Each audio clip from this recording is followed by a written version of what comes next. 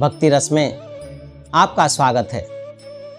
आज का प्रसंग है श्री राधा कृष्ण की दिव्य लीलाओं और भांडीर वन विवाह का प्रसंग। राधा कृष्ण की लीलाएं केवल एक धार्मिक कथा नहीं है, बल्कि प्रेम, भक्ति और आत्मा के परम मिलन का दिव्य संदेश है।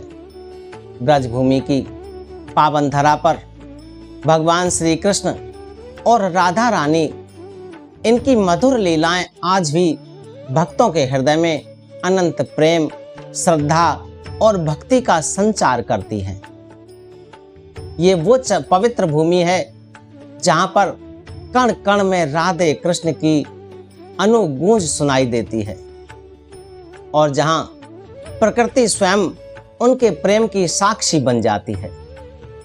वृंदावन से लगभग 15 किलोमीटर दूर स्थित पवित्र स्थल भांडीर वन है। ये ब्रज के 12 वनों में अत्यंत महत्वपूर्ण वन माना गया है।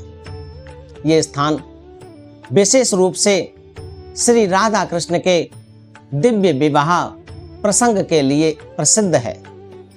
यहाँ की हरियाली, प्राचीन वट वृक्ष और शांत वातावरण आज भी उस अलौकिक घटना की स्मृति को जीवंत बनाए रखते हैं।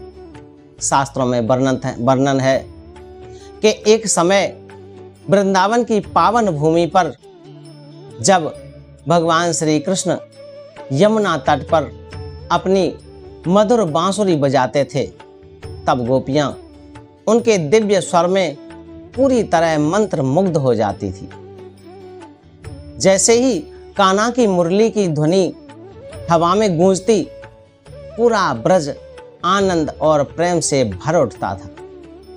पशु, पक्षी, वृक्ष, लताएं और समस्त प्रकृति मानो उस दिव्य संगीत में लीन हो जाती थी।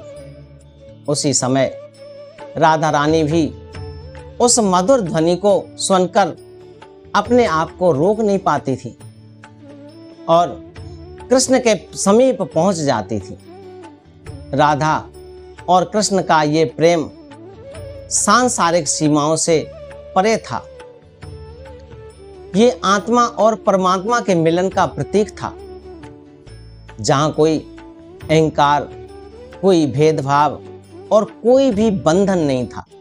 अन्य प्रसंग में वर्णन आता है कि एक बार राधा रानी कृष्ण की बाल लीलाओं और अन्य गोपियों के साथ उनकी हंसी मजाक से रूठ गई।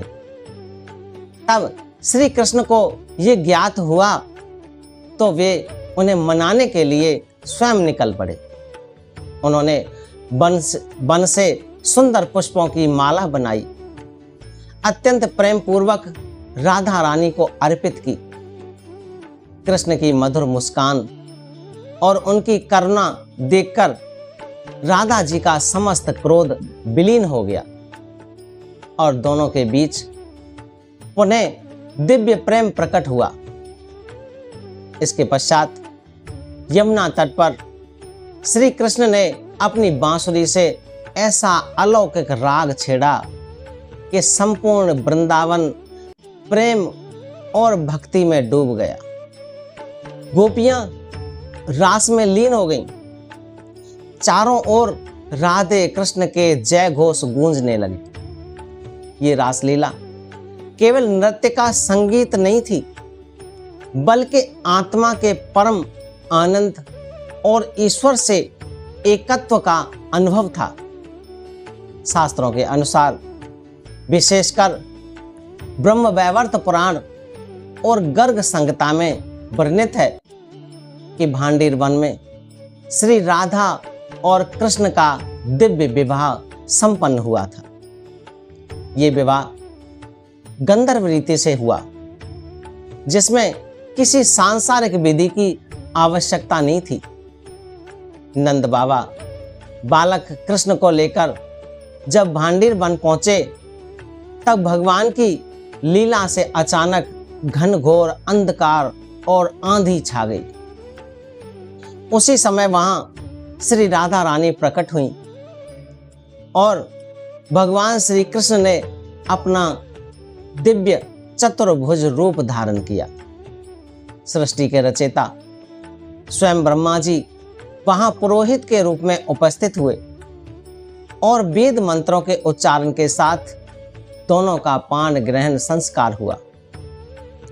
ये विवाह सखियों और दिव्य शक्तियों की उपस्थिति में संपन्न हुआ, जिसे आज भी दिव्य प्रेम का सर्वोच्च प्रतीक माना जाता है।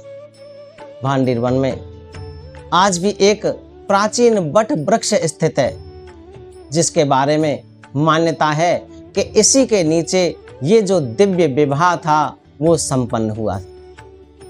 इस स्थान पर आज भी राधा, कृष्ण और ब्रह्मा जी की मूर्तियां स्थापित हैं, जो इस पावन घटना की स्मृति को जीवंत करती रहती हैं। ऐसा प्रतीत होता है कि मानो समय वहीं ठहर गया हो और हर भक्त उस दिव्य क्षण का अनुभव कर सकता हो।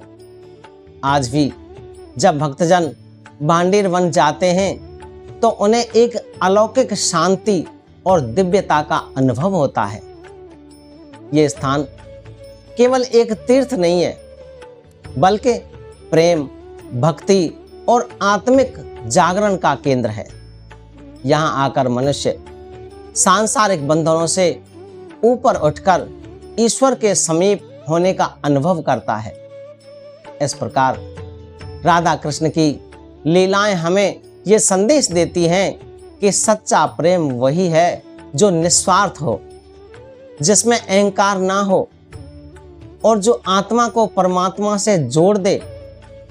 राधे राधे का जप केवल शब्द नहीं है, बल्कि उस दिव्य प्रेम की अनुभूति है जो जीवन को आनंद, शांति और भक्ति से भर देता है। सभी को राधे राधे।